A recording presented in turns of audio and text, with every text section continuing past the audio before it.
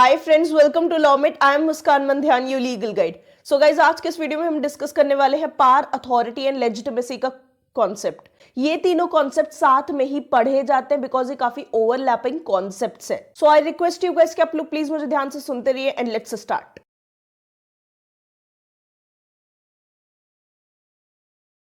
Notes की फिक्र करने की यार जरूरत नहीं है। मेरा Telegram channel law mate your legal guide, जिसका लिंक डिस्क्रिप्शन में दिया है, उसे ज्वाइन कर लो। जैसे ही वीडियो अपलोड होगा मैं वहां पर नोट्स भी अपलोड कर दिया करूंगी, एक पूरी पीडीएफ। तो पहले डिस्कस करेंगे पार का कॉन्सेप्ट। फर्स्ट है मीनिंग ऑफ पार।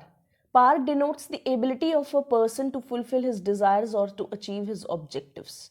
खुद समझो पार का मतलब क्या होता है। अगर ताकत को हमें डिफाइन करना हो तो क्या होगा? ताकत वही चीज है ना जिसके थ्रू हम एक तरीके से अपनी इच्छाओं को पूरा करते हैं, अपने डिजायर्स को पूरा करते हैं। ताकत है हमारे पास, तभी हम वो चीजें अचीव कर सकते हैं जो जिसके पास नहीं है और वो नहीं कर सकता। राइट? ताकत एक तरीके से हमें डिफरेंशिएट करती है दूसरों से। राइट? पार के बेसिस पर ही हम उछलते कूदते हैं, है ना, कि हमारे पास इतनी ताकत है, हम ये कर सकते हैं, हम वो कर सकते हैं। एक तरीके से डिफरेंट सेंस ऑफ एटीट्यूड हमें देता है पार। राइट? पार एक तरीके से हमें अलग करता है दूसरों से, है कि नहीं? पार हमें अपने ऑब्जेक्टिव्स अचीव करने में हेल्प करता है। पार को इफेक्टिव करने के लिए, ठीक है, पार का असर बढ़ाने के लिए, ठीक है, जैसे कि मेरे पास ताकत है तो अब इस ताकत का मैं क्या करूं? ऐसे ताकत तो एक तरीके से इसका कुछ हो नहीं सकता है। लेकिन अगर मेरे पास अथॉरिटी रहती, अथॉरिटी एक तरीके से आपको ना पार को इफेक्टिव वे में यूज करने की परमिशन देती है। समझ रहे हो? पार को इफेक्टिव वे में यूज करने की परमिशन हमें अथॉरिटी से मिलती है। समझ रहे हो? और इसके साथ जुड़कर आती है लेजिटिमेसी। अथॉरिटी के साथ जुड़कर आती है legitimacy. Right? That is the capacity to secure willing obedience. अब मेरे पास ताकत है, ठीक है, मैं एक नॉर्मल इंडिविजुअल हूं, मेरे पास ताकत है, तो इस ताकत का यूज मैं किसी बड़े लेवल पर नहीं कर सकती हूँ, ठीक है, किसी मास लेवल पर नहीं कर सकती हूँ। लेकिन अगर मेरे पास अथॉरिटी है, ठीक है, एक अच्छी पोजीशन पर हूं, मैं एक आईएएस ऑफिसर हूं, ठीक है, मैं एक आईएएस ऑफिसर हूं, तो अब मेरे पास एक अथॉरिटी है अपनी पावर को यूज करने की। राइट? मेरे पास अब एक परमिशन है कि मैं अपने पावर को यूज कर सकती हूँ। और उसके अथॉरिटी के साथ आ रही है लेजिटिमेसी। लेजिटिमेसी एक तरीके से मेरी अथॉरिटी को कवर दे रही है। राइट? कवर एक कर रही है। लेजिटिमेसी लोगों की विलिंग ओबीडियंस हमें देती है। राइट? अथॉरिटी के बेसिस पर तो एक तरीके से फिर वही हो जाएगा कि आप जबरदस्ती लोगों से बात मनवा रहे हो। राइट? लेकिन लेजिटिमेसी क्या करती है? लेजिटिमेसी एक तरीके से ना लोगों तक बात पहुंचाती है आपकी एक सही ढंग से, एक सही तरीके से लोगों तक आपकी बात पहुंचाती है, ताकि वो विलिंगली खुद से ही आपको ओबीडियंट करने लगते हैं। ठीक है? खुद से ही आपकी वो बात मानने लगते हैं, उन्हें सही लगता है आपकी बात मानना। राइट? वॉलेंट्री वो आपको फॉलो करने लग जाते हैं। तो ये वॉलेंट्री अथॉरिटी की बात मानना कैसे पॉसिबल होगा? लेजिटिमेसी की वजह से पॉसिबल होगा। राइट? लेजिटिमेसी जब अथॉरिटी के साथ जुड़ जाएगी, जब पावर के साथ जुड़ जाएगी, तो लोग आपकी बात वॉलेंट्री फॉलो करेंगे, खुद से ही वो आपकी बात मानना स्टार्ट कर देंगे। राइट? तो लेजिटिमेसी इस चीज में हेल्प करती है। सिग्निफिकेंस ऑफ पावर या importance of power. Political science का सेंट्रल कॉन्सेप्ट पावर ही है। ठीक है? पॉलिटिक्स का अगर आप सेंट्रल फोकस देखो, क्या है पॉलिटिक्स, किस चीज पे फोकस करती है? वो फोकस करती है पावर पर। पॉलिटिक्स में लोग पावर के लिए ही एक दूसरे से लड़ रहे हैं। अगर आप ध्यान से पॉलिटिक्स को ऑब्जर्व करो तो हर किसी को ताकत ही चाहिए। पॉलिटिक्स में हर किसी को ताकत चाहिए। हमें इस कुर्सी की ताकत चाहिए, हमें उस कुर्सी की ताकत चाहिए। Everyone is fighting for power in politics. Right? Politics is a game of power, you can say it's a game of power. Even modern times में पॉलिटिकल साइंस को science of power he define किया जाता है। Politics एक तरीके से struggle for power है। मैं आपको कह नहीं रही हूं पॉलिटिक्स में हर कोई एक तरीके से पावर के लिए ही लड़ रहा है। तो it's a struggle for power, constant struggle for power. And मैं भी काफी ज्यादा स्ट्रगल कर रही हूँ, इसीलिए आप मुझे ग्रो करने में हेल्प करिए। अगर नए हैं चैनल पे तो बेल आइकन को जरूर प्रेस करिए एंड प्लीज इस वीडियो को ज्यादा से ज्यादा शेयर करो। पार को हम पॉलिटिक्स से सेपरेट नहीं कर सकते हैं, राइट? पार और politics go hand in hand. Organisation, law, structure, ठीक है, और एक अच्छा सिस्टम, राइट, गुड सिस्टम, इन सब जगहों से हम पार को निकाल नहीं सकते हैं, राइट? इनमें भी पार है, इनमें भी पार का एलिमेंट बैठा हुआ है, राइट? इन सब जगहों से भी आप पार को अलग नहीं कर सकते हो। So Harold Lasswell and Abraham Kaplan, ठीक है, Harold Lasswell and Abraham Kaplan ने कैसे डिफाइन किया पॉलिटिकल साइंस को? The study of the shaping and sharing of power. समझो इनकी डेफिनेशन, समझो पॉलिटिकल साइंस की कैसी है। पॉलिटिकल साइंस को ये लोग कह रहे हैं कि पॉलिटिकल साइंस एक तरीके से the study of shaping and sharing of power, यानी पावर को शेप कर रही है एक तरीके से और उससे शेयर भी करवा रही है, राइट? पावर को एक नया फॉर्म भी दे रही है, यानी शेप कर रही है मतलब एक नया फॉर्म भी दे रही है, राइट? तो ये पावर को एक नया फॉर्म भी दे रही है और उसे शेयर भी करवा रही है डिफरेंट इंडिविजुअल्स के बीच में। यही है पॉलिटिकल साइंस। अब डेफिनेशन क्या है पावर की, वो एक बार देख लेते हैं।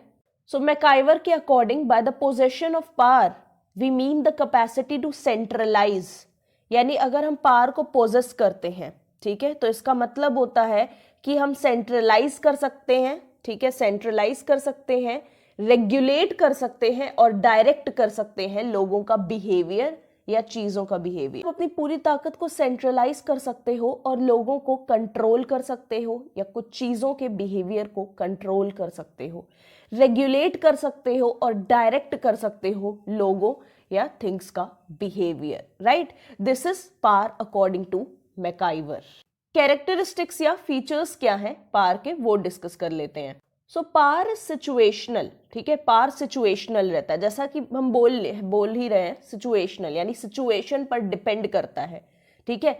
कौन पावर एक्सरसाइज कर रहा है, उसकी पर्सनैलिटी क्या है, उसकी पोजीशन क्या है, राइट? कौन सी क्लास उसे एक्सरसाइज कर रही है, राइट? वो खुद कितनी पावरफुल है, या कौन इंडिविजुअल उसे एक्सरसाइज कर रहा है, किस पोजीशन पर बैठकर एक्सरसाइज कर रहा है, ये सारी चीजें ही डिपेंड करती हैं, राइट? और यही पावर का एक तरीके से पैरामीटर होती हैं जिससे आप पावर को जज करते हो। इन्हीं सारी चीजों पर, इन्हीं सारे फैक्टर्स पर पावर जब डिपेंड करता है तो हम कहते हैं पावर सिचुएशनल होता है, right? Power is bilateral, power is bilateral, मतलब बायलेटरल का मतलब होता है टू, ठीक है, बाय मीन्स टू, तो बायलेटरल। पावर बायलेटरल का मतलब ये होता है कि जो रूलर है, जो एक्सरसाइज कर रहा है पावर, वो भी उससे अफेक्टेड होगा और जिसके ऊपर पावर एक्सरसाइज किया जा रहा है वो भी अफेक्टेड होगा। तो अगर गवर्नमेंट हमारे ऊपर पावर एक्सरसाइज कर रही है तो गवर्नमेंट खुद भी अफेक्टेड होगी, और हमारे ऊपर वो एक्सरसाइज कर रही है तो हम भी अफेक्टेड होंगे, राइट? तो एक तरीके से जब रूलिंग क्लास पावर को एक्सरसाइज कर रही है तो उसे लोगों के हित के बारे में सोचना चाहिए, उनके इंटरेस्ट के बारे में सोचना चाहिए, राइट? ये चीज ध्यान में रखना बहुत ज्यादा जरूरी है। अदरवाइज क्या होगा, अदरवाइज एक तरीके से रूलिंग क्लास को ऑपोजिशन झेलना पड़ जाएगा लोगों का। सैंक्शन, सैंक्शन का मतलब होता है पनिशमेंट, ठीक है? Punishment is inevitably essential for power, मतलब अगर पावर के साथ पनिशमेंट नहीं है जुड़ी हुई है तो पावर एक तरीके से लीगल हो ही नहीं सकता और इफेक्टिव भी नहीं हो सकता है। समझ रहे हो? किसी इंसान के पास ताकत है तो किस चीज की ताकत है भाई, वो क्या ताकत है? अगर उस ताकत से तुम किसी को पनिश कर सकते हो तभी तो वो ताकत इफेक्टिव होगी ना, वरना उस ताकत का तुम क्या करोगे लेके, राइट? तब तो एब्स्ट्रैक्ट कॉन्सेप्ट है बस पावर, ठीक है? पावर फिर एक एब्स्ट्रैक्ट कॉन्सेप्ट है, अगर उसके साथ पनिशमेंट का एक तरीके से जुड़ा हुआ है ना तभी उसका एक तरीके से महत्व है, तभी वो इफेक्टिव है, ठीक है? मेरे पास पावर है कि मैं पनिश कर सकती हूँ तुम्हें, तुम्हारे स्कूल टीचर के पास पावर है कि वो तुम्हें पनिश कर सकता है कि नहीं? ये पावर, अगर उनके पास ये पावर ही नहीं होती कि वो पनिश कर सकते हैं, ना छीन लूं वो पावर कि आप पनिश नहीं कर सकते लेकिन आपके पास पावर है, तो बोलेंगे इस पावर का मैं करूं क्या, इस पावर का यूज किया जब मैं पनिश ही नहीं कर सकती हूँ, राइट? तो सैंक्शन इज वेरी इंपॉर्टेंट, ये एक तरीके से पावर को लीगल बैकिंग देते हैं, ठीक है? उसे लीगल बनाते हैं और उसे इफेक्टिव बनाते हैं, और जो पावर होल्ड कर रहा है, ठीक है, जिसके हाथ में पावर है उसे भी पनिश किया जा सकता है, अदरवाइज पावर अनकंट्रोल्ड वे में यूज होगा, राइट? इसीलिए जिसके पास ताकत है उसे भी पनिश किया जा सकता है और जिसके पास ताकत नहीं है उसे भी पनिश किया जाता है, राइट। पावर इज फंक्शनल, ठीक है, इसका मतलब होता है कि हम पावर को किसी पर्पस के लिए यूज करते हैं, हमें पावर के थ्रू कुछ अचीव करना रहता है, तभी हम पावर का यूज करते हैं। जो पावर की क्वांटिटी है कि कितना ज़्यादा पावर यूज़ करना है, कितना ज़्यादा पावर नहीं यूज़ करना है, वो डिपेंड करता है पावर के सोर्सेज पे, राइट। अगर पावर के सोर्सेज में कोई चेंज होता है, ठीक है, पावर के सोर्सेज में कोई चेंज होता है तो जो फॉर्म है पावर का वो भी बदल जाता है, ठीक है। अगर पावर के सोर्सेज में कोई चेंज आएगा तो पावर का फॉर्म भी बदल जाएगा। इसी के साथ अब हम डिस्कस करते हैं सोर्सेज ऑफ पावर। नॉलेज बहुत ज़्यादा सिग्निफिकेंट सोर्स है पावर का, बहुत एक इंपॉर्टेंट सोर्स है पावर का। क्यों? क्योंकि जब हम एक तरीके से नॉलेज अक्वायर कर लेते हैं तो हम सेल्फ अवेयर हो जाते हैं, राइट। हमारे अंदर एक तरीके से सेल्फ अवेयरनेस आ जाती है, ठीक है। जब इंसान के अंदर सेल्फ अवेयरनेस आ जाती है तो वो एक तरीके से ज़्यादा कॉम्पिटेंट हो जाता है, ज़्यादा ऑब्जर्व करने लगता है, जिसकी वजह से उसकी पावर बढ़ जाती है। सेकेंड पॉइंट है, जब इंडिविजुअल्स ऑर्गेनाइज कर लेते हैं खुद को अच्छे से, ठीक है, और एक डिसिप्लिन्ड वे में वो काम करने लग जाते हैं अपने गोल के टूवर्ड्स, तो वो जनरली ज़्यादा अचीव करते हैं और इसी वजह से वो ज़्यादा पावरफुल होते हैं। पर्सनैलिटी हमें पावरफुल बनाती है, ठीक है, पर्सनैलिटी हमें ताकत देती है एक तरीके से। जो इतने सारे लीडर्स हैं, ठीक है, बड़े बड़े, उनकी पर्सनैलिटी की वजह से लोग उन्हें फॉलो करते हैं सोसाइटी में, उनकी पर्सनालिटी की वजह से एक अलग जगह मिली हुई है उन्हें सोसाइटी में। क्यों? क्योंकि उनकी पर्सनालिटी ही बहुत ज़्यादा पावरफुल है और उसी से लोग जुड़ते चले जाते हैं उनसे। फोर्स एक बहुत इम्पॉर्टेंट सोर्स है पावर का, एंशियंट टाइम से ही, ठीक है, हमेशा से ही फोर्स एक बहुत इंपॉर्टेंट, कोअर्शन, ठीक है, फोर्स को कोअर्शन भी कहते हैं। फोर्स और कोअर्शन बहुत इंपॉर्टेंट सोर्स है पावर का। अक्सर आपने देखा होगा स्ट्रॉन्ग कंट्रीज जो हैं वो अपनी बात वीक कंट्रीज से मनवा ही लेती हैं। कैसे मनवा लेती हैं? इंटरनेशनल पॉलिटिक्स में, because of force and coercion, power, ठीक है। तो ये बहुत ही ज़्यादा इंपॉर्टेंट सोर्स है पावर का और इसे अक्सर यूज़ किया जाता है। मैं कह सकती हूँ कि जो सबसे रॉ फॉर्म है पावर का, ठीक है, सबसे रॉ सोर्स है पावर का, वो फोर्स है और ज़्यादातर इसे ही यूज़ किया जाता है। वॉर्स होते हैं, ट्रीटीज होती हैं, ठीक है, नेगोशिएशंस होते हैं, काफ़ी ट्रीटीज साइन किया जाता है, राइट। तो ये फोर्स के बेसिस पर होता है। ये वाला जो सोर्स है पावर का, ये बहुत ज़्यादा इंपॉर्टेंट है, ये आपको ज़्यादातर जगहों पे देखने को मिलेगा। वॉर्स क्यों होते हैं?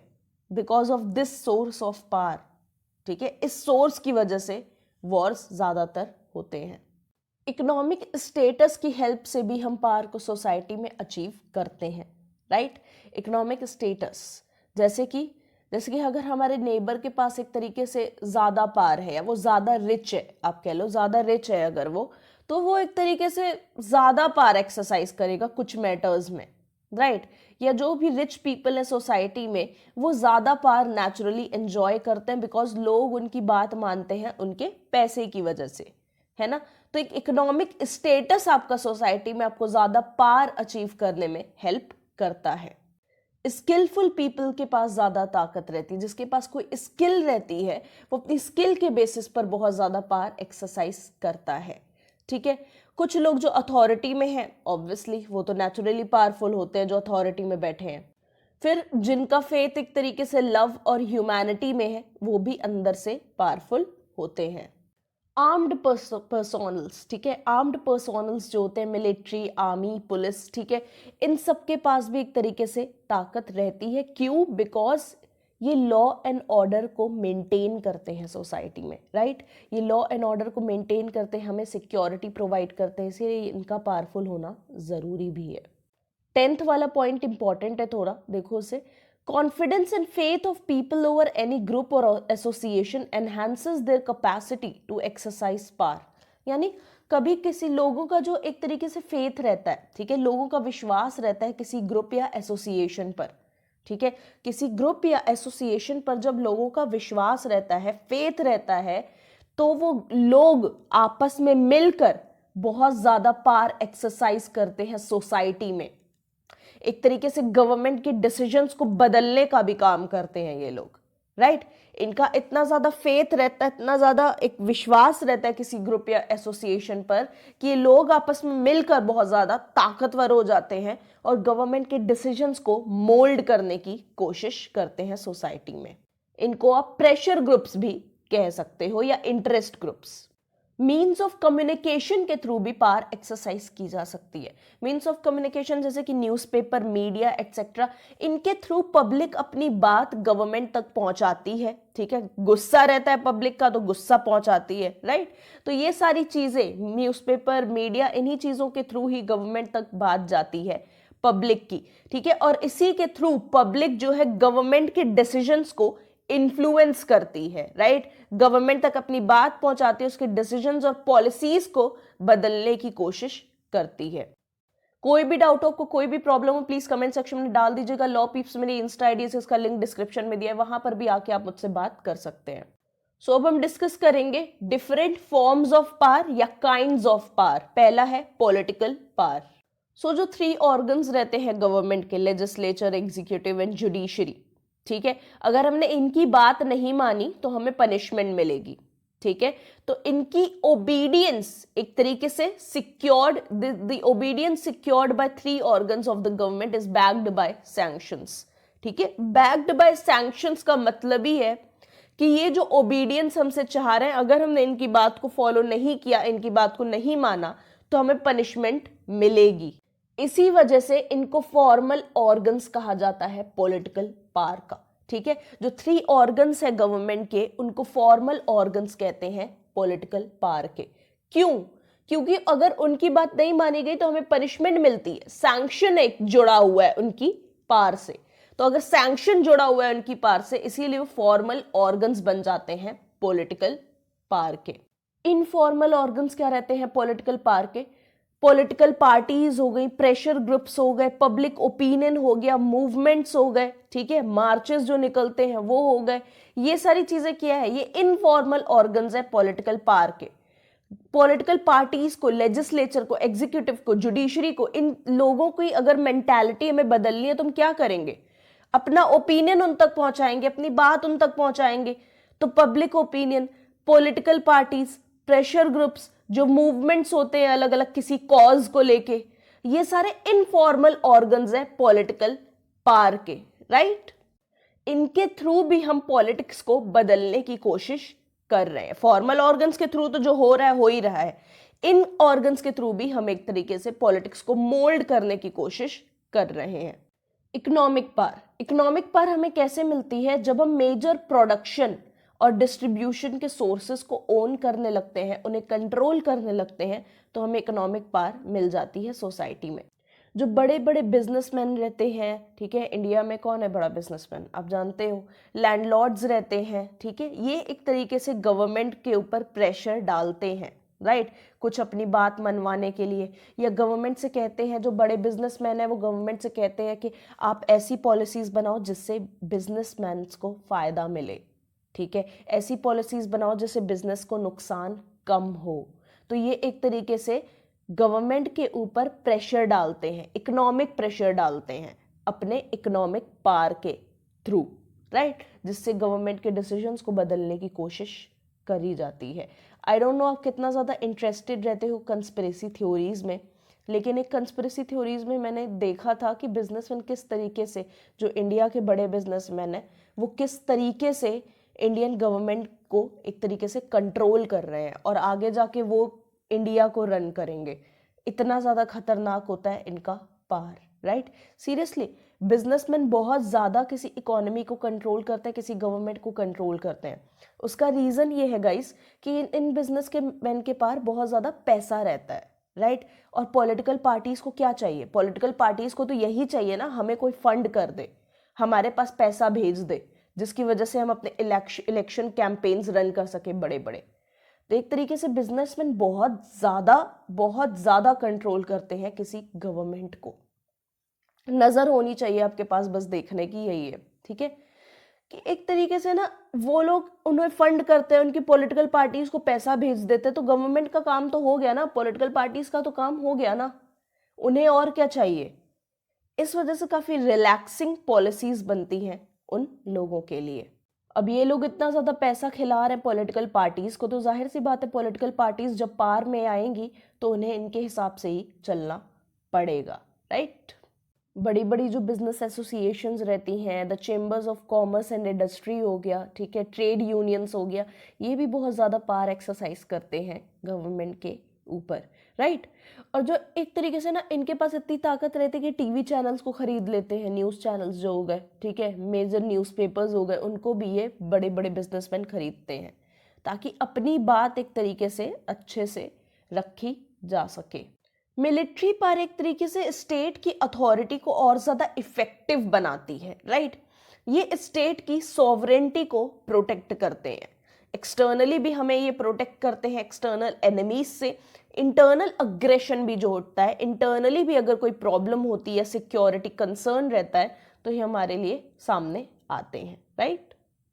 नेशनल पावर, हर नेशन को यार अपनी अपनी एक तरीके से इंटरेस्ट को फुलफिल करना है, राइट। अपने इंटरेस्ट को बचाना चाहती है हर नेशन, इसीलिए वो दूसरी नेशंस के साथ रिलेशनशिप में आती है, दूसरे नेशंस के साथ एक अच्छे रिलेशंस को एस्टैब्लिश करती है। तो इससे क्या होता है, एक नेशन अपने इंटरेस्ट को फुलफिल करती है इस वजह से, इस रिलेशनशिप के थ्रू, राइट। और नेशनल पावर हमें यही हेल्प करता है यही सब करने में, राइट। नेशनल पावर किसी नेशन के साथ ट्रीटी में हमें एंटर करने में हेल्प करता है, ठीक है, वेरियस कॉर्ड साइन करने में हेल्प करता है। नेशनल पावर एक तरीके से एज अ नेशन हमें पावरफुल बनाता है, जिसकी वजह से हम अपनी बात इंटरनेशनल पॉलिटिक्स में सामने रख पाते हैं। रिलीजियस पावर, तो एंशियंट टाइम्स में क्या था, एंशियंट टाइम्स में जो पॉलिटिक्स थी और रिलीजन था वो इनसेपरेबल थे, राइट। स्टेट और पॉलिटिक्स से आप रिलीजन को हटा नहीं सकते, ये साथ में जुड़े रहते थे, और आज भी काफ़ी सारी जगह यही है, राइट। जब स्टेट कोई पर्टिकुलर रिलीजन को फॉलो करता है, पर्टिकुलर रिलीजन को मानता है, तो उसे हम कहते हैं theological state, right. State has a theological character. क्यों थियोलॉजिकल? बिकॉज वो स्टेट का अपना एक पर्टिकुलर रिलीजन है, और इंडिया एक सेक्युलर कंट्री है। क्यों? क्योंकि इंडिया का अपना कोई रिलीजन नहीं है, सारे ही रिलीजन्स को फॉलो यहाँ पे किया जाता है, राइट। इंडिया का अपना खुद का कोई रिलीजन नहीं है, स्टेट का खुद का कोई रिलीजन नहीं है, इसीलिए India is a secular country, right. और जो पाकिस्तान हो गए, जो बाकी इस्लामिक कंट्रीज हो गई, वो एक तरीके से रिलीजियस कंट्री, थियोलॉजिकल कंट्रीज हैं, राइट। थियोलॉजिकल कंट्रीज है, क्यों? क्योंकि उनका इस्लाम अपना एक खुद का रिलीजन है जिसे वो फॉलो करती हैं, ठीक है। तो अगर ये सारी कंट्रीज में रिलीजियस पावर बहुत ज़्यादा रहता है, राइट, ये कंट्रीज रिलीजियस पावर से बहुत ज़्यादा अफेक्टेड रहती हैं। और इवन हर कंट्री, हर एक कंट्री में रिलीजन की अगर कोई रिस्पेक्ट नहीं करेगा, अगर रिलीजन की गवर्नमेंट रिस्पेक्ट नहीं करेगी, तो बुरी तरीके से गिर जाएगी। सो रिलीजन की रिस्पेक्ट करना बहुत ज़्यादा ज़रूरी है अगर किसी गवर्नमेंट को सरवाइव करना है, तो अगर किसी अथॉरिटी को सरवाइव करना है, तो पावर में रहना है उसे, तो उसे रिलीजियस फीलिंग्स की रिस्पेक्ट करना ही पड़ेगी, राइट। लोगों की जो रिलीजियस फीलिंग्स है उनकी रिस्पेक्ट करनी ही पड़ेगी। आइडियोलॉजिकल पावर आपके लिए समझना बहुत ज़्यादा इम्पॉर्टेंट है, बिकॉज आज के ज़माने में यही हमारे साथ हो रहा है। एक्चुअल में ये चीज़ समझना आपके लिए बहुत ज़्यादा ज़रूरी है। आइडियोलॉजिकल पावर बेसिकली रिप्रेजेंट करता है मैनिपुलेटिव पावर को। वो आपके क्या कहते हैं, डोमिनेंट क्लासेस है सोसाइटी में, राइट। वो एक तरीके से आइडियोलॉजिकल पावर का यूज़ करते हैं to manipulate our thinking and emotions, ठीक है। हमारी थिंकिंग और इमोशंस को मैनिपुलेट करते हैं डोमिनेंट क्लासेस। हमें विश्वास दिलाया जाता है कि जो गवर्नमेंट है, ठीक है, जो हमें गवर्न किया जा रहा है, वो हमारे कंसेंट से गवर्न किया जा रहा है, ठीक है। एक तरीके से हमें विश्वास दिलाया जाता है कि जो भी चीज़ें हो रही हैं, ठीक है, जो भी लॉज बन रहे हैं, वो आपके कंसेंट से बन रहे हैं, पब्लिक के कंसेंट से बन रहे हैं। बट हकीकत ये रहती है कि हमें डोमिनेंट क्लासेस के अकॉर्डिंग गवर्न किया जाता है। हाँ, पब्लिक को बताया तो जाता है कि आपकी परमिशन के अकॉर्डिंग ही रूल्स बन रहे हैं, पॉलिसीज बन रही हैं, हमें पब्लिक का बहुत ज़्यादा ख्याल है, ठीक है। लेकिन जो कुछ डोमिनेंट क्लासेस है सोसाइटी में, जो कुछ पावरफुल क्लासेस है सोसाइटी में, उनके हिसाब से हमें चलाया जाता है, जैसे वो कहती हैं वैसे हम चलते हैं, राइट। इसीलिए इसे आइडियोलॉजिकल पावर कहते हैं। आइडियोलॉजीज का यूज किया जाता है, ठीक है, हमें कंट्रोल करने के लिए आइडियोलॉजीज का यूज किया जाता है, कुछ आइडियाज का यूज किया जाता है, समझ रहे हो? किसी आइडिया की वजह से हमें कंट्रोल किया जाता है, राइट? डोमिनेंट क्लासेस हमें कहती हैं कि आपके कंसेंट से ही काम होगा, सोसाइटी में जो भी होगा पब्लिक के कंसेंट से होगा, पब्लिक की बात मानकर होगा, ठीक है, ऐसे ही कहा जाता है। लेकिन एक्चुअल में जो कुछ पावरफुल सोसाइटीज, जो कुछ पावरफुल क्लासेस हैं सोसाइटी में, राइट, जिनके हाथ में इकोनॉमिक पावर है, बिजनेसमैन, लैंडलॉर्ड्स, ठीक है, जो भी है जिनके पास में इकोनॉमिक पावर है, वो पावरफुल है सोसाइटी में, उनके हिसाब से पब्लिक को चलाया जाता है। जैसे वो बोलते हैं वैसे ही पॉलिसीज बनती हैं, जैसे वो कहते हैं वैसे ही सब कुछ होता है, लेकिन दिखाया ऐसा जाता है कि जो पब्लिक कह रही है वही सब काम हो रहा है। यहाँ पर एक बहुत छोटा सा कॉन्सेप्ट डिस्कस करेंगे हेजमनी का, ठीक है, हेजमनी, ये मुझे लगा कि आपको पता होना चाहिए। हेजमनी एक तरीके से एबिलिटी रहती है रूलिंग क्लासेस की, जिसके थ्रू वो एक तरीके से बिलीव्स बनाती हैं, ठीक है, लोगों के बीच जाके बिलीव्स बनाती हैं अलग अलग।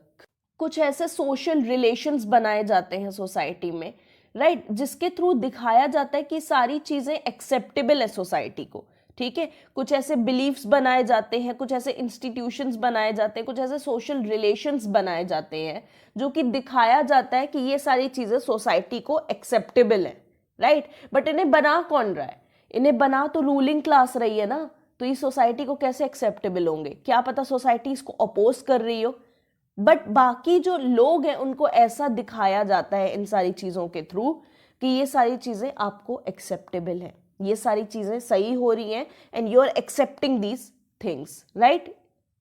इसी को कहते हैं कॉन्सेप्ट ऑफ हेजेमनी, ठीक है। इसे बना कोई और रहा है, ये बिलीफ, ये सोशल रिलेशंस, ये इंस्टीट्यूशंस, ये बना कोई और रहा है, ठीक है, रूलिंग क्लास बना रही है, लेकिन हमें इन्हें जबरदस्ती एक्सेप्ट करना पड़ रहा है, राइट, हमें इन्हें एक्सेप्ट करना पड़ रहा है।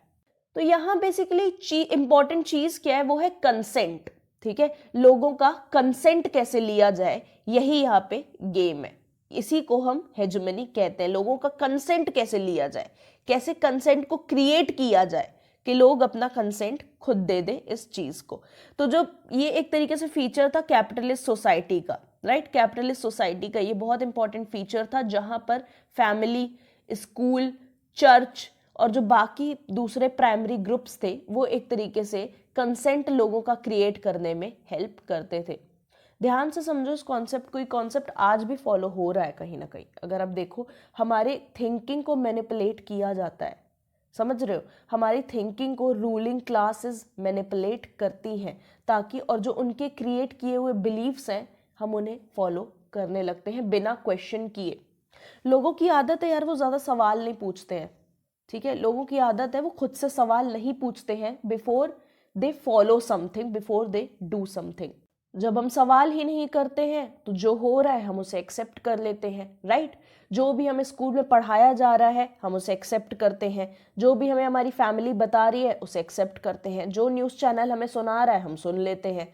तो इस वजह से क्या होता है, इसी वजह से तो हमारी थिंकिंग मैनिपुलेट हो जाती है ना, इसी वजह से तो हमारी थिंकिंग में इतना बड़ा चेंज आ जाता है। हम चीज़ों को एक्सेप्ट करना शुरू कर देते हैं जो कि एक्चुअल में गलत है और हमारे लिए ही गलत है, तब भी हम उसे एक्सेप्ट कर रहे हैं। क्यों? क्योंकि हमारा कंसेंट बनाया जा रहा है, हम कंसेंट दे नहीं रहे उस चीज के लिए, हम जाके बोल नहीं रहे हैं कि हाँ हम इस चीज को एक्सेप्ट करते हैं, वो कंसेप्ट क्रिएट किया जा रहा है, उसे हमारे कंसेंट को क्रिएट किया जा रहा है, हमसे परमिशन जबरदस्ती ली जा रही है, राइट। हम एक्चुअल में खुद से परमिशन दे नहीं रहे हैं, हमसे ली जा रही है, इसीलिए से हेजेमनी कहते हैं। नेचर ऑफ पावर को डिस्कस कर लेते हैं। वीडियो काफी लंबा होगा यार, बिकॉज कॉन्सेप्ट काफी ज्यादा लेंदी है, बहुत ज्यादा लेंदी कॉन्सेप्ट है, मेहनत भी बहुत करनी पड़ रही है। प्लीज इसे शेयर जरूर करिएगा। जो वही बात आ जाती है, जो पावरफुल लोग हैं स्टेट को कंट्रोल करने की कोशिश करते हैं ताकि वो अपना इन्फ्लुएंस स्टेट में बना सके। पावर हर सोशल सिस्टम में एक तरीके से आपको मिल जाएगा, ठीक है, हर सोशल सिस्टम में पावर इनहेरेंट है, वहां पे मौजूद है ही है। इंटरैक्शंस में भी हमें पावर देखने को मिलता है, ठीक है। इसके पावर के एक्सप्रेस्ड फॉर्म्स, जब हम पावर को एक्सप्रेस करते हैं तो इसके एक्सप्रेस्ड फॉर्म्स है फोर्स एंड अथॉरिटी, ठीक है, फोर्स एंड अथॉरिटी पावर के एक्सप्रेस्ड फॉर्म्स है। पार को हम कंस्ट्रक्टिव पर्पसेस के लिए भी यूज करते हैं, कुछ अच्छा चेंज लाने के लिए भी यूज कर सकते हैं और डिस्ट्रक्टिव पर्पसेस के लिए भी यूज कर सकते हैं। ठीक है, जो पार की एक्सरसाइज है, ठीक है, the exercise of power involves reward और पनिशमेंट। या तो पार जब हम एक्सरसाइज करेंगे तो हमें रिवॉर्ड मिलेगा, ठीक है, या तो पनिशमेंट भी मिल सकती है, या जो सामने वाले को हम रिवॉर्ड दे भी सकते हैं और पनिशमेंट दे भी सकते हैं, दोनों ही चीजें होती हैं। मेथड्स क्या है पार एक्सरसाइज करने के, वो भी देख लेते हैं। पहला है पर्सुएशन। ठीक है, पर्सुएशन के थ्रू कैसे पार को एक्सरसाइज किया जाता है। देखो, काफी बार ऐसा होता है कि हम पीसफुली, शांति से अपनी बात सामने वाले के सामने रखते हैं और वो सामने वाला हमारी बात को एक्सेप्ट कर लेता है, तो हम उसे पर्सुएड करने की कोशिश करते हैं या कन्विंस करने की कोशिश करते हैं। तो इंटरनेशनल फील्ड में काफी इंपॉर्टेंट और काफी अच्छा एक तरीके से मेथड है पार को एक्सरसाइज करने का और अपनी बात मनवाने का। ठीक है, वो है पर्सुएशन। फिर सेकेंड मेथड है ऑब्वियसली फोर्स या कोअर्शन। ठीक है, जिससे हम एक तरीके से पार से अपनी बात मनवाते हैं, एक्सप्रेस्ड फॉर्म है जो पार का एक तरीके से। ठीक है, जैसे स्ट्रॉन्ग नेशन वीक नेशन पर अपनी ताकत यूज करती है। ठीक है, मिलिट्री पार यूज किया जाता है काफी बार, तो इसको हम कोअर्शन कह सकते हैं। रिवॉर्ड्स के थ्रू भी एक तरीके से हम पावर को एक्सरसाइज कर सकते हैं। ठीक है, जब एक नेशन कुछ अच्छी पॉलिसीज बनाती है जो सिटीजन्स के हित में है, तो एक तरीके से सिटीजन्स साइकोलॉजिकली सेटिस्फाइड फील करते हैं, तो इसे हम कह सकते हैं साइकोलॉजिकल रिवॉर्ड। ठीक है, इसे हम साइकोलॉजिकल रिवॉर्ड कह सकते हैं।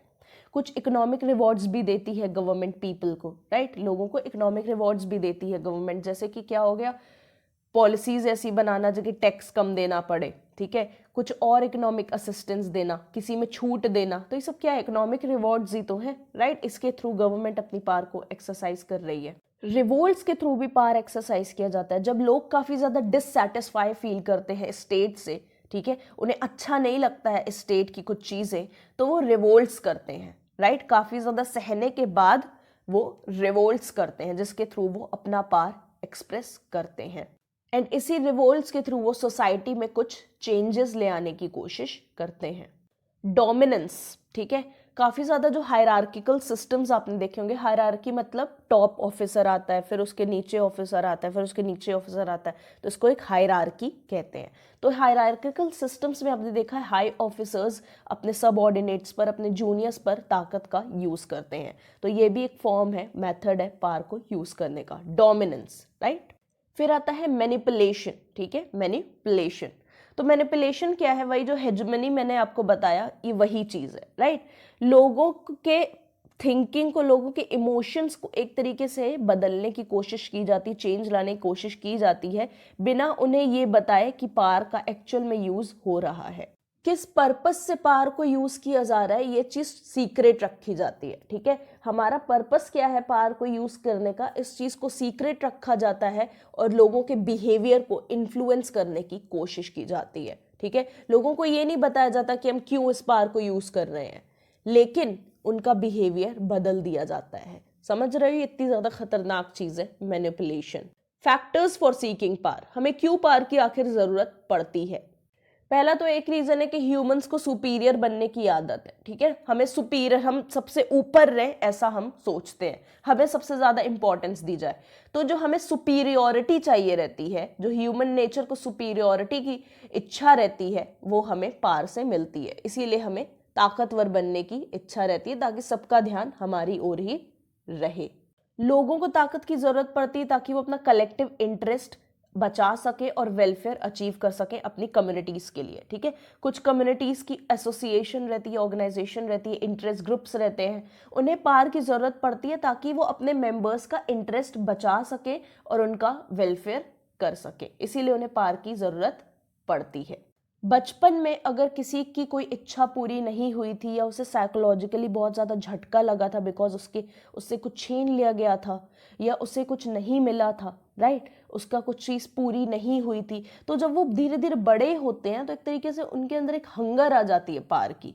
अब उन्हें कुछ ना कुछ पाना ही है, राइट, चाहे वो कैसे भी वो पाए, कुछ अच्छे मीन्स से पाए या कुछ गलत रास्ते पर चल के उसे पाए, लेकिन उन्हें वो चीज़ चाहिए, उन्हें पावर चाहिए ताकि वो अपनी चीजें छीन सके, अपनी चीजें पा सके जो उन्हें बचपन में नहीं मिल पाई थी या उनसे छीन ली गई थी। लिमिटेशंस क्या है पावर की, ठीक है, on the use of power.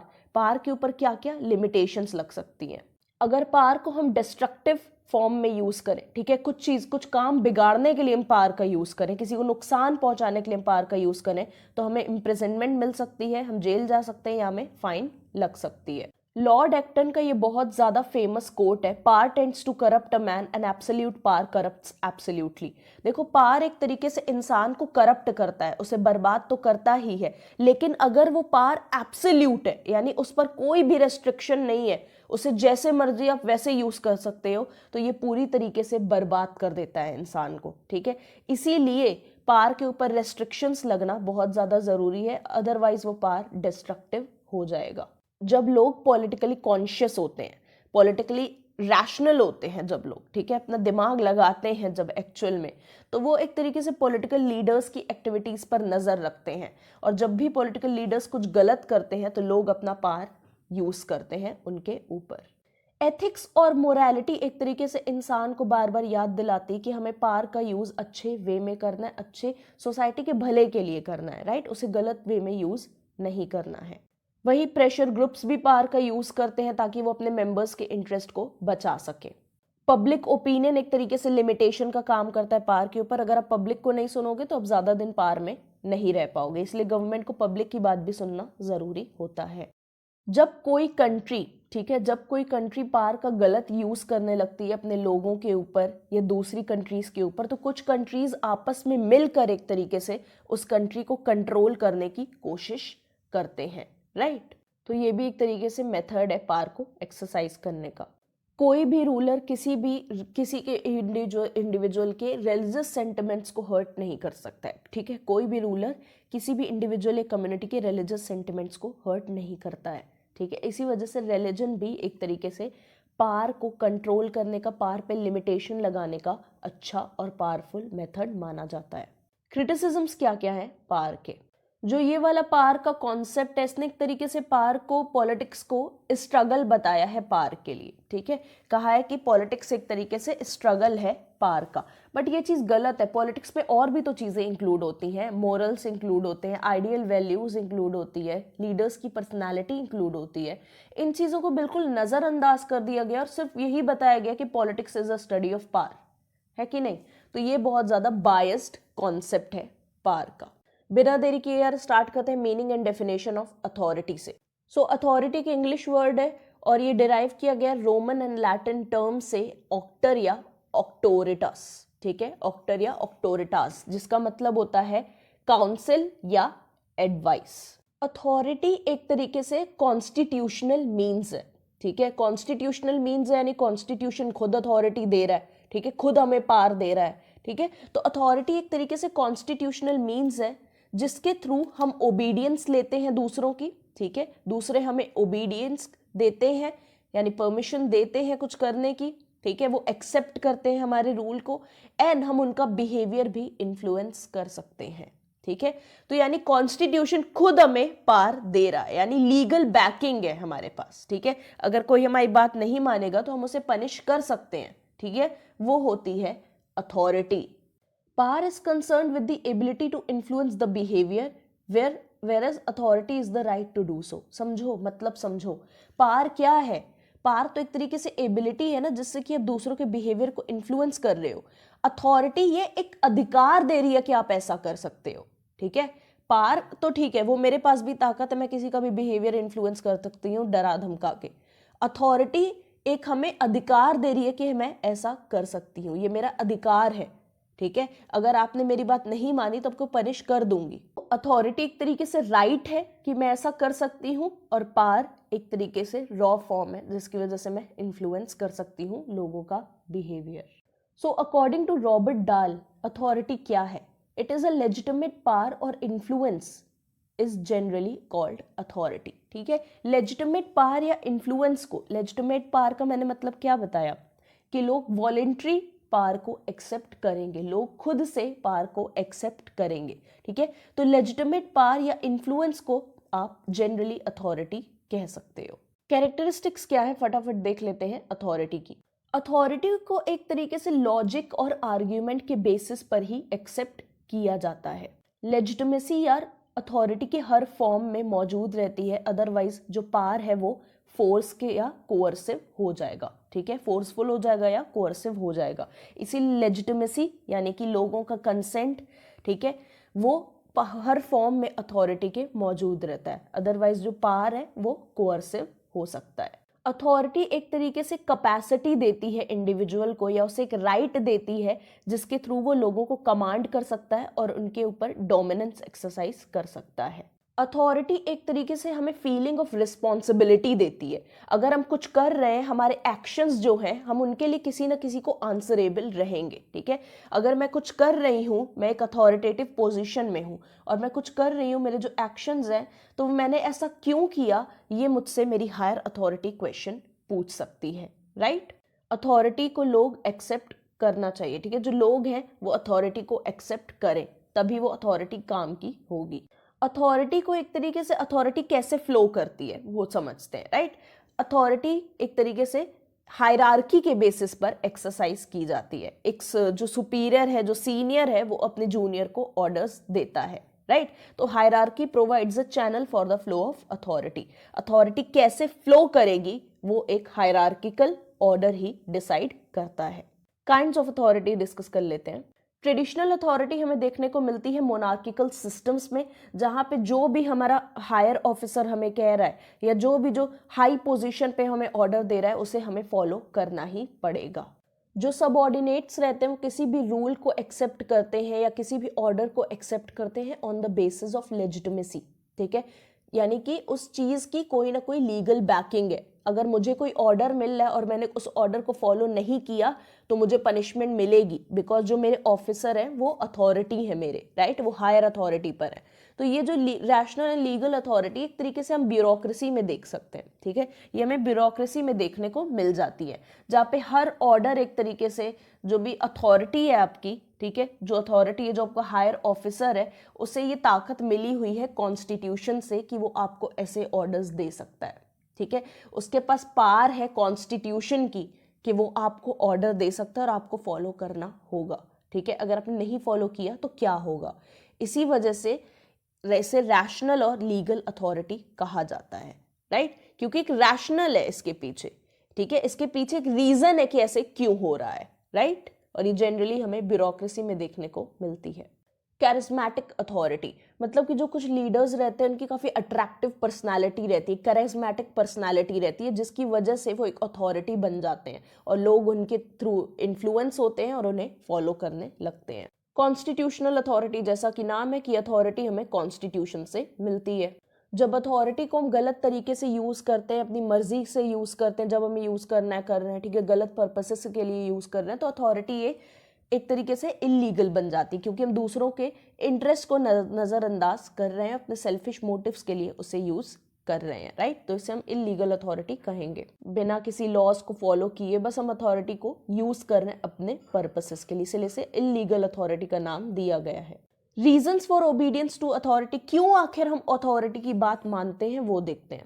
लोग उन्हीं की बात मानते हैं जिन पर उन्हें कॉन्फिडेंस रहता है, ठीक है, उसी अथॉरिटी की बात लोग मानते हैं जब उन्हें कॉन्फिडेंस आ जाता है, फेथ होता है उस अथॉरिटी पर कि हाँ ये जो कह रहा है ये हमारे भले के लिए ही कह रहा है, इससे हमारा ही फायदा होगा, तभी लोग इसी वजह से अपने फायदे के लिए उस अथॉरिटी को फॉलो करते हैं।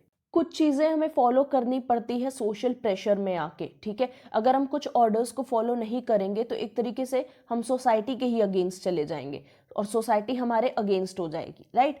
उस इंडिविजुअल ऑर्डर्स को फॉलो नहीं करता है अथॉरिटी के, ठीक है, क्या पता सोसाइटी उस इंडिविजुअल के अगेंस्ट चली जाए और उस इंडिविजुअल को सोसाइटी से अलग होना पड़े, ठीक है। इस सोशल प्रेशर में भी हमें अथॉरिटी की बात माननी पड़ती है। पर्पसफुलनेस, अगर लोगों को हम बता दें कि अथॉरिटी का क्या पर्पस है, ठीक है, उस अथॉरिटी को मानने से क्या होगा, तो लोग एक तरीके से अपने बेनिफिट और मोरल गुड की वजह से ही अथॉरिटी की बात मानने लगेंगे। एजुकेटेड हैं अगर लोग कहीं के, ठीक है, अगर लोग लिटरेट हैं, उन्हें अपने लॉज एंड पॉलिसीज का ख्याल है, उन्हें अपने राइट्स और ड्यूटीज का ख्याल है, तो ऑटोमेटिकली अथॉरिटी को फॉलो करेंगे। जो सबऑर्डिनेट्स रहते हैं, जो जूनियर्स रहते हैं, उन पर एक तरीके से साइकोलॉजिकल प्रेशर रहता है अपने सीनियर्स की बात मानने का, इसीलिए वो अथॉरिटी को फॉलो करते हैं। इसी वजह से जो हायर ऑफिसर्स हैं उन्हें हमेशा एक्टिव रहना चाहिए अपने सबऑर्डिनेट्स या अपने जूनियर्स को कमांड करते वक्त, राइट। और जूनियर्स को हमेशा सही से सीनियर्स की कमांड्स को फॉलो करना चाहिए ताकि जो गोल्स है ऑर्गेनाइजेशन के वो अचीव हो सके। जो सबऑर्डिनेट्स है अक्सर अपने सीनियर्स की बात मानते हैं ताकि उन्हें कुछ इकोनॉमिक बेनिफिट मिल सके अपने सीनियर्स की तरफ से। कुछ लोगों की अथॉरिटी हमें माननी पड़ती, कुछ लोगों की बात हमें माननी पड़ती बिकॉज ऑफ देयर पर्सनैलिटी। उनकी पर्सनैलिटी बहुत ज्यादा पावरफुल रहती है और वो हाईली क्वालिफाइड रहते हैं। लिमिटेशंस क्या क्या हैं अथॉरिटी पर वो देख लेते हैं। एक सीनियर अपने जूनियर पर कुछ ऐसे अथॉरिटी इंपोज नहीं कर सकता है, कुछ ऐसे ऑर्डर्स नहीं दे सकता है जो लॉ ऑफ द लैंड के अगेंस्ट हो। इलीगल चीजें वो अपने जूनियर से नहीं करवा सकता है, ठीक है। तो एक तरीके से लीगल लिमिटेशन भी है अथॉरिटी के ऊपर। कल्चर, ट्रेडिशन, रिलीजन, ठीक है, वैल्यूज, इन सारी चीजों के अगेंस्ट जाकर अथॉरिटी ऑपरेट नहीं कर सकती है, ठीक है। अदरवाइज सोसाइटी उस अथॉरिटी को एक्सेप्ट नहीं करेगी।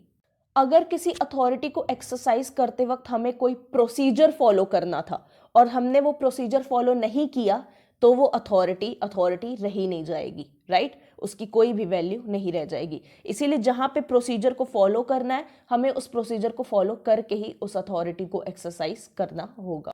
कभी कभी अथॉरिटी पर मैनेजरियल लिमिटेशंस भी रहती हैं, मतलब उसे मैनेज करने की भी काफी ज्यादा लिमिटेशंस देखने को मिलती हैं। फिफ्थ पॉइंट बहुत ज्यादा इंपॉर्टेंट है, ऐसे प्लीज समझ लीजिएगा। एक इंसान उतनी ही अथॉरिटी एक्सरसाइज कर सकता है जितनी की उसे अथॉरिटी मिली हुई है, राइट। जितनी की अथॉरिटी उसे दी गई है वो उतनी ही अथॉरिटी एक्सरसाइज कर सकता है, उससे ज्यादा या कम नहीं, ठीक है। डेलीगेशन ऑफ अथॉरिटी यहां पे हमें थोड़ा समझना जरूरी है। डेलीगेशन ऑफ अथॉरिटी का मतलब होता है अगर मैं आपकी सीनियर हूं, ठीक है, मैं आपकी सीनियर हूं तो मेरे पास काम बहुत ज्यादा है, ठीक है, तो मैं अकेले उस काम को नहीं कर पाऊंगी, इसीलिए मैंने अपनी थोड़ी सी अथॉरिटी आपको दे दी। मैंने कहा जब ये चीजें होंगी, ये सिचुएशन आएगी तो मेरी जगह तुम डिसीजन ले लेना, ठीक है, मेरे पास आने की जरूरत नहीं है, मैं बहुत बिजी हूं अपने काम में, इसीलिए जब ये सिचुएशन आएगी तो तुम खुद ही डिसीजन ले लेना। तो जब वो सिचुएशन आएगी तब आप खुद डिसीजन ले लोगे, मेरे पास नहीं आओगे। क्यों? क्योंकि मैंने आपको अपनी अथॉरिटी डेलीगेट की है, मैंने आपको अपनी अथॉरिटी दी है, राइट। इस वजह से तो इसीलिए जितनी आपके पास अथॉरिटी है आप उतनी ही यूटिलाइज करो, उतनी ही एक्सरसाइज करो। अगर आप उससे और ज्यादा और कोई डिसीजन लोगे तो वो चीज गलत होगी, ठीक है। इसीलिए जितनी अथॉरिटी आपको दी गई है आप उतनी ही उसे एक्सरसाइज करें, इसीलिए इसे कहते हैं delegation of authority, right. Authority पर बहुत पावरफुल लिमिटेशन है, वो है प्रेशर ग्रुप्स का, right. Pressure groups constantly influence करते हैं डिसीजन मेकिंग प्रोसेस को, राइट। डिसीजन मेकिंग प्रोसेस को वो कॉन्स्टेंटली बदलते हैं, इन्फ्लुएंस करते हैं, इसी वजह से ही बहुत पावरफुल लिमिटेशन लगाते हैं अथॉरिटी के ऊपर। कोई भी ऐसी अथॉरिटी है, कोई भी जितना भी पावरफुल हो, ऐसा कोई डिसीजन नहीं ले सकता है जो किसी के इंटरेस्ट के खिलाफ हो। लास्ट कॉन्सेप्ट डिस्कस करने वाले हैं meaning and definition of legitimacy का। लेजिटिमेसी एक ऐसी क्वालिटी है जिसे सबऑर्डिनेट्स विलिंगली एक्सेप्ट करते हैं, ठीक है, वॉलेंट्री उसे एक्सेप्ट करते हैं, अपनी मर्जी से एक्सेप्ट करते हैं, ठीक है। लेजिटिमेसी एक तरीके से political power, exercise of political power को एक राइटफुल अथॉरिटी में कन्वर्ट कर देती है, समझ रहे हो। यानी वो एक तरीके से अथॉरिटी को एक कवर देती है जिसकी वजह से लोग उसे एक्सेप्ट करने लगते हैं। ये एक ऐसी ताकत है जिसकी वजह से अथॉरिटी को एक्सेप्ट किया जाता है, ठीक है। एक जो एक्सरसाइज है पॉलिटिकल पावर की, उसे एक राइटफुल अथॉरिटी में कन्वर्ट करने का काम लेजिटिमेसी का होता है।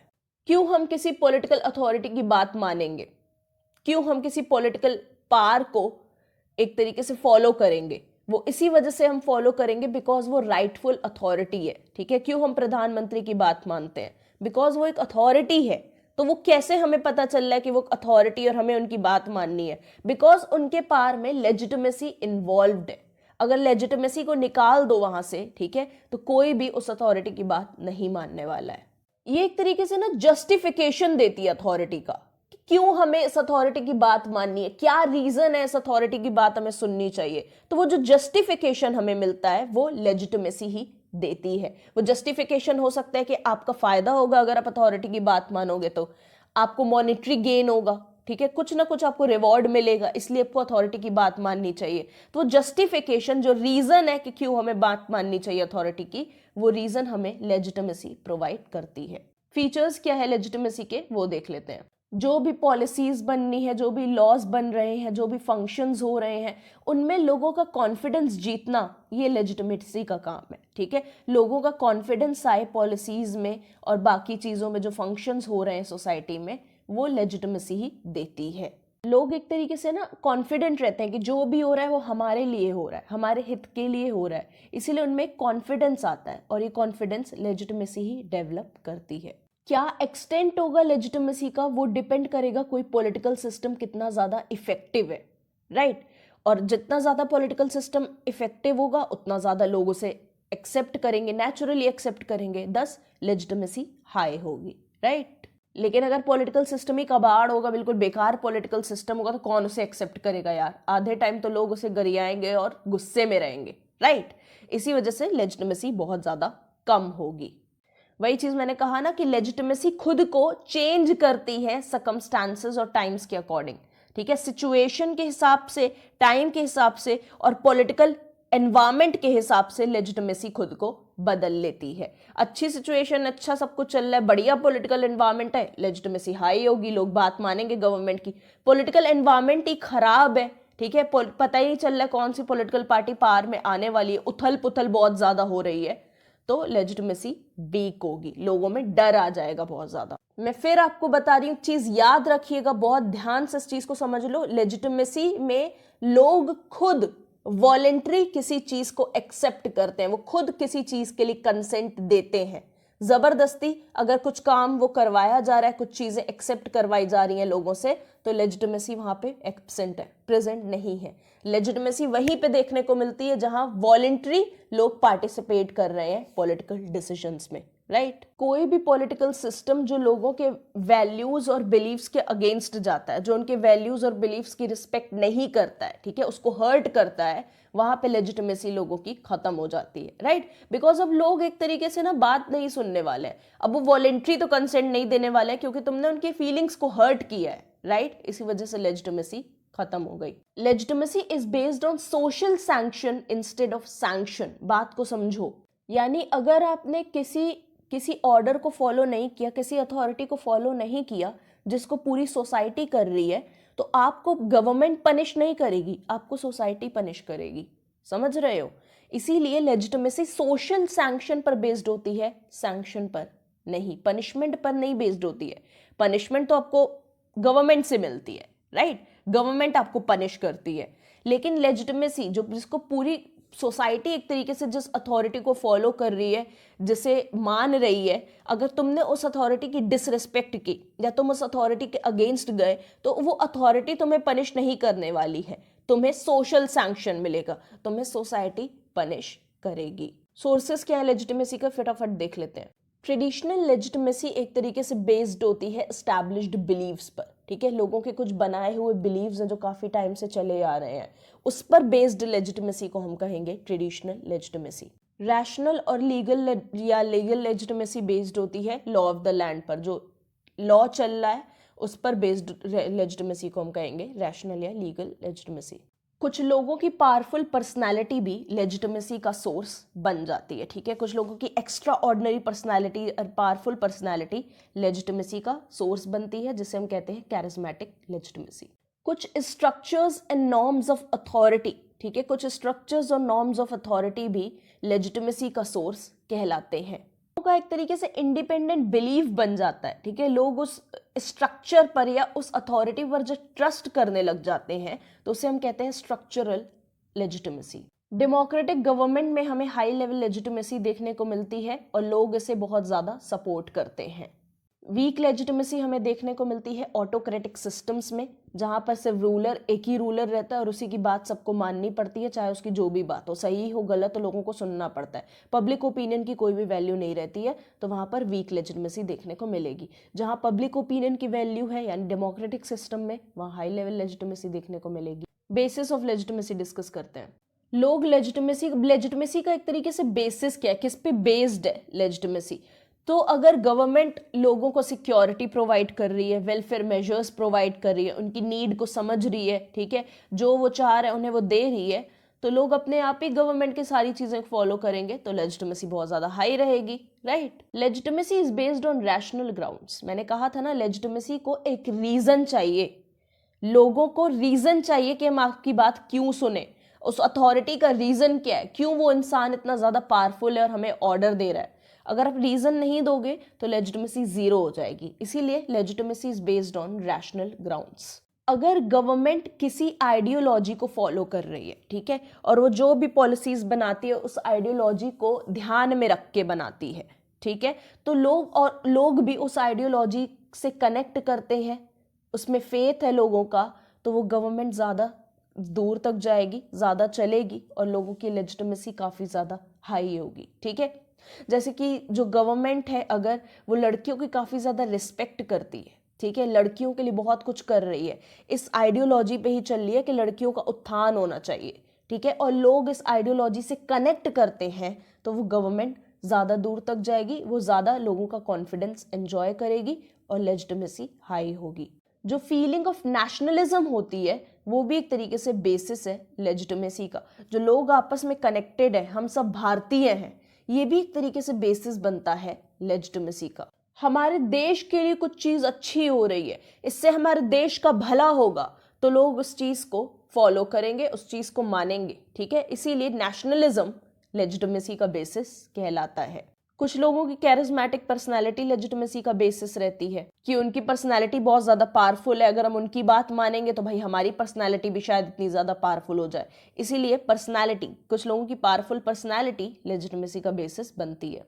ट्रेडिशनल बेसिस तो बता ही चुकी हूँ, कुछ ट्रेडिशनल बिलीफ्स के ऊपर या कुछ ट्रेडिशनल आइडियाज के ऊपर जब कुछ चीजें बेस्ड रहती हैं तो एक तरीके से वो भी बेसिस बन जाता है लेजिटिमेसी का।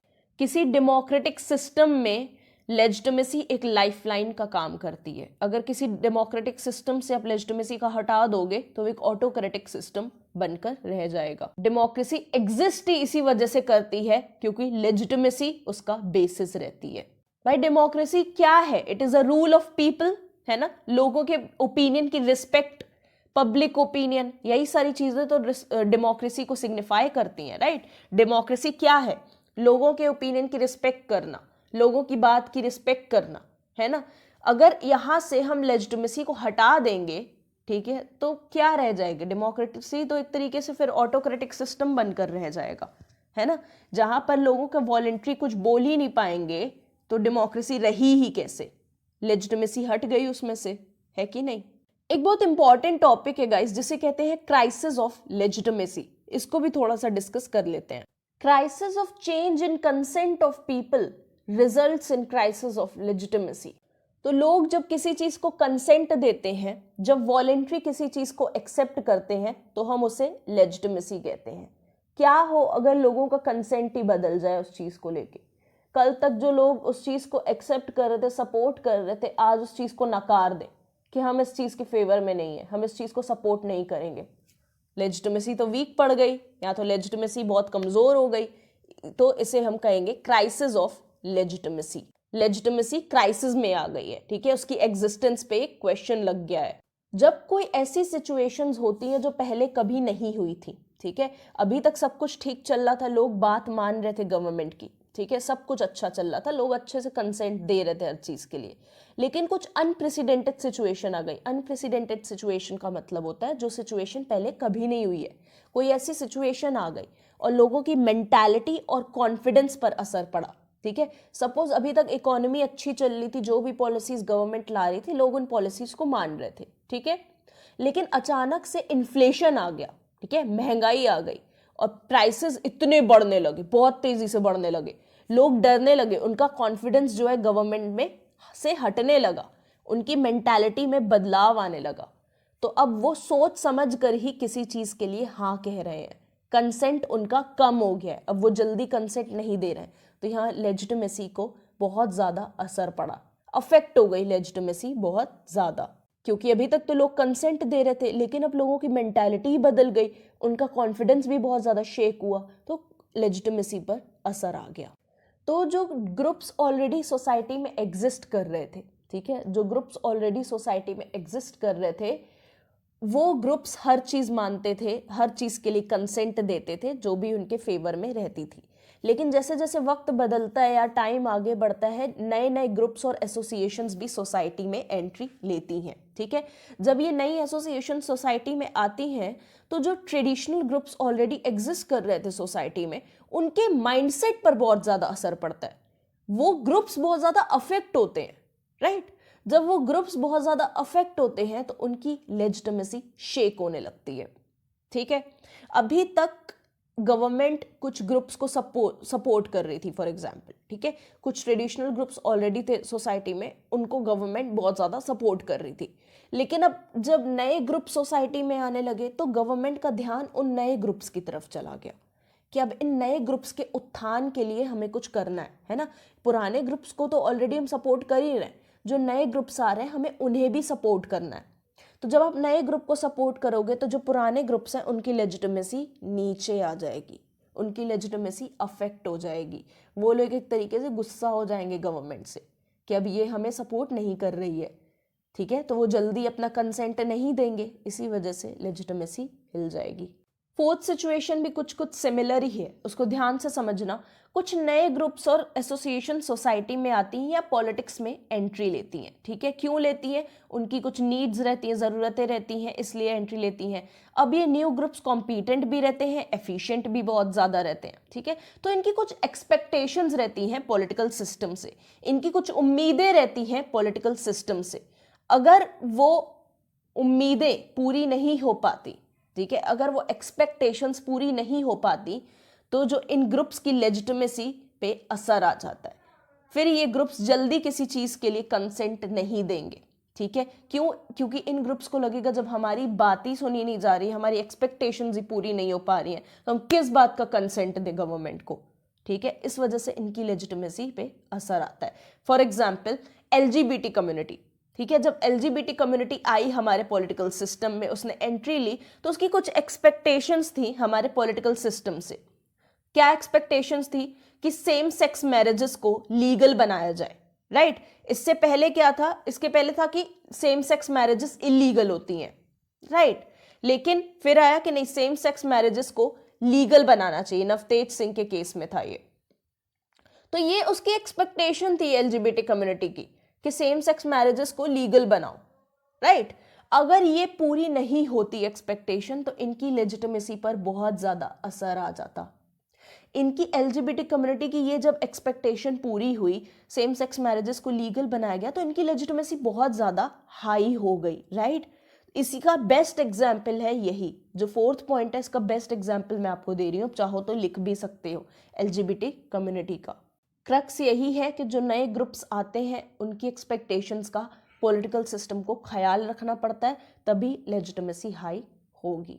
अब डिस्कस करेंगे difference between power and authority को। पावर बहुत ज्यादा अनसर्टेन होता है और अनइंस्टीट्यूशनलाइज्ड रहता है, ठीक है, लेकिन जो अथॉरिटी है वो सर्टेन रहती है, डेफिनेट रहती है और इंस्टीट्यूशनलाइज्ड रहती है, राइट। पावर तो अनसर्टेन रहता है, ठीक है, उसको कभी भी यूज कर सकते हो, आप जब चाहो उसे यूज कर सकते हो। लेकिन अथॉरिटी सर्टेन है, ठीक है, उसे एक सर्टेन पीरियड में यूज करना है, एक सर्टेन सिचुएशन में यूज करना है, राइट। अथॉरिटी डेफिनेट है, पावर बहुत ज्यादा इनडेफिनेट है। किसके पास कितनी ज्यादा ताकत है, तुम पावरफुल हो या तुम पावरफुल नहीं हो, इसको पता करने के लिए कोई मार्क नहीं है। लेकिन अथॉरिटी में कौन बैठा हुआ है उसको पता करने के लिए एक मार्क है, ठीक है, वो है आपकी पोस्ट, कि आप IAS ऑफिसर हो, आप PCS हो, ठीक है। तो ये एक मार्क आपको मिला हुआ है जिससे पता चल जाएगा कि आप एक अथॉरिटी हो। पावर के लिए ऐसा कोई भी मार्क नहीं है। मैं भी पावरफुल हो सकती हूँ, आप भी पावरफुल हो सकते हो। फोर्स या कोअर्शन एक इलेजिटिमेट एक्सरसाइज ऑफ पावर है, ठीक है। फोर्स या कोअर्शन जब हम किसी पर एक्सरसाइज कर रहे हैं तो हमें उसके कंसेंट की जरूरत नहीं है, हमें उसकी रिस्पेक्ट करने की जरूरत नहीं है, हमें उसका कंसेंट धमका धमका कर कैसे भी मिल जाएगा, राइट, क्योंकि हम कोअर्शन यूज कर रहे हैं। इसलिए कोअर्शन जो है एक इलेजिटिमेट एक्सरसाइज ऑफ पावर है, क्योंकि यहाँ पे कंसेंट की जरूरत नहीं होती। लेकिन अथॉरिटी एक लेजिटिमेट एक्सरसाइज ऑफ पावर है, यहाँ पे आपको लोगों की कंसेंट की जरूरत होगी, इसीलिए लेजिटिमेसी की रिस्पेक्ट है यहाँ पे लेजिटिमेसी की जरूरत है, ठीक है। इसलिए authority is legitimate exercise of power. जो अथॉरिटी है वो सबऑर्डिनेट्स ओबे करते हैं, उसे एक्सेप्ट करते हैं। लेकिन पावर को क्यों एक्सेप्ट किया जाता है? पावर को एक्सेप्ट किया जाता है फियर की वजह से, डर की वजह से, राइट।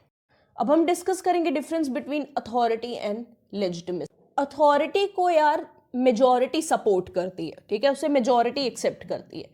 लेजिटिमेसी को एक तरीके से मोरली एक्सेप्टेंस मिलती है, राइट। तो हम कह सकते हैं अथॉरिटी को पूरी मेजॉरिटी का एक्सेप्टेंस मिल रहा है, लेकिन लेजिटिमेसी को मोरल एक्सेप्टेंस मिल रहा है। लोग समझते हैं कि हाँ इस चीज में हमारा भला है, अगर हम इस चीज को मानेंगे, इस चीज को फॉलो करेंगे, इसीलिए उसे लोग मोरली एक्सेप्ट करते हैं, इसीलिए उसे लेजिटिमेसी कहा जाता है। अथॉरिटी के पास ताकत है कि आप उसके ऑर्डर्स को अगर नहीं ओबे करोगे तो एक तरीके से पनिशमेंट आपको मिल सकती है, ठीक है। तो अथॉरिटी के पास कैपेसिटी है कि वो अपने ऑर्डर्स ओबे करवा सकती है। लेजिटिमेसी वॉलंटरी एक्सेप्टेंस पर बेस्ड है, ठीक है, उसे लोग खुद अपने कंसेंट से एक्सेप्ट करते हैं, वो चाहते हैं इसीलिए उसे एक्सेप्ट किया जा रहा है। Finally let's conclude this topics.